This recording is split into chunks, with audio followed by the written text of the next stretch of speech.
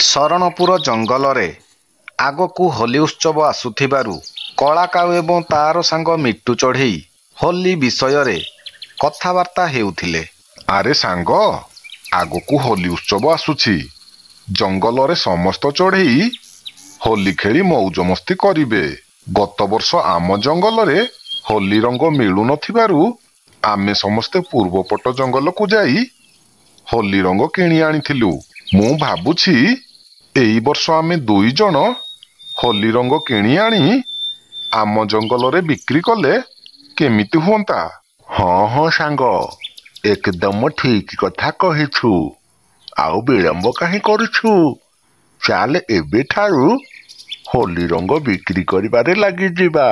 ହଁ ସାଙ୍ଗ, ଚାଲ ଜଲ୍ଦି ଏଇ କାମରେ ଲାଗିଯିବା। ନହେଲେ ଆମ ପୂର୍ବରୁ ଆଉ କିଏ ହୋଲି ରଙ୍ଗ ବିକ୍ରି କରିନେବେ। ଏମିତି କଥାବାର୍ତ୍ତା ହୋଇ 2 ଜଣ ସାଙ୍ଗ ସେହି ଜଙ୍ଗଲରେ ଗୋଟିଏ ହୋଲି ରଙ୍ଗ ଦୋକାନ ଖୋଲିଲେ।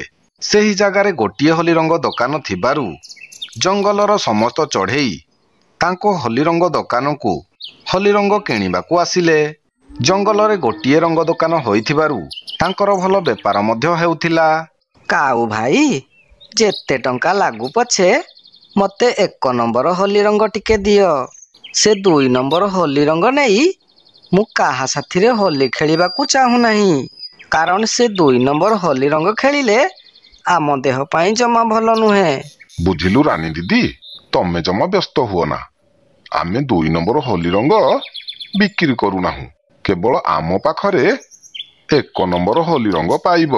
ତାପରେ ରାନୀ ଚଢ଼େଇ ହୋଲି ରଙ୍ଗ ନେଇ ସେ ଜାଗା ଛାଡ଼ି ପଳାଇଲା।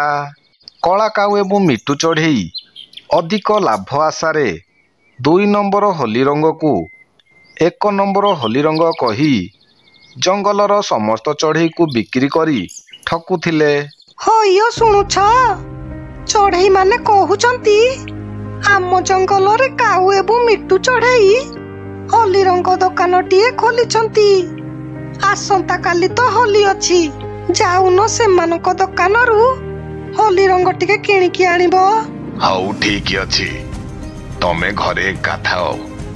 ମୁଁ ଯାଏ ସେମାନଙ୍କ ଠାରୁ ହୋଲି ରଙ୍ଗ ଟିକେ କିଣିକି ଆଣେ।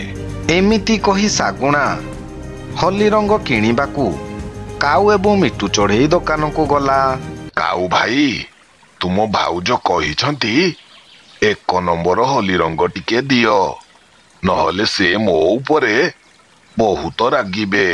ଶାଗୁଣା ଭାଇ, ଏଇ ନିଅ ତୁମ ହୋଲି ରଙ୍ଗ। କାଉ ଭାଇ, ତୁମକୁ କହିଲି 1 ନମ୍ବର ହୋଲି ରଙ୍ଗ ଟିକେ ଦିଅ। ତୁମେ କଣ ଏଇ 2 ନମ୍ବର ହୋଲି ରଙ୍ଗ ଦେଉଛ? ଏଇ ରଙ୍ଗ ଲଗେଇଲେ ଦେହ ପାଇଁ ବହୁତ କ୍ଷତିକାରକ। ତାହେଲେ ତୁମେ 2 ନମ୍ବର ହୋଲି ରଙ୍ଗକୁ 1 ନମ୍ବର କହି ବିକ୍ରି କରୁଛ। ମୁଁ ଏବେ ଯାଉଛି ତୁମମାନଙ୍କ ନାଁରେ ଥାନାରେ ଅଭିଯୋଗ କରିବି। ଆଉ ଥାନା ବାଲା ଆସିଲେ ତୁମ 2 ଜଣକୁ ଜେଲ ପଠେଇଦବ। ଶାଗୁଣା ଭାଇ, ଆମକୁ କ୍ଷମା କରିଦିଅ। ଆମେ ଏବେଠାରୁ ଏଇ ଦୋକାନକୁ ବନ୍ଦ କରି ଦେଉଛୁ। ଆମେ ଆଉ କାହାକୁ ଏଇ ରଙ୍ଗ ବିକ୍ରି କରିବୁ ନାହିଁ। ତାପରେ କାଉ ଏବଂ ମିଟୁ ଚଢ଼େଇ ସେଠାରେ ହୋଲି ରଙ୍ଗ ବିକ୍ରି କରିବା ବନ୍ଦ କରିଦେଲେ।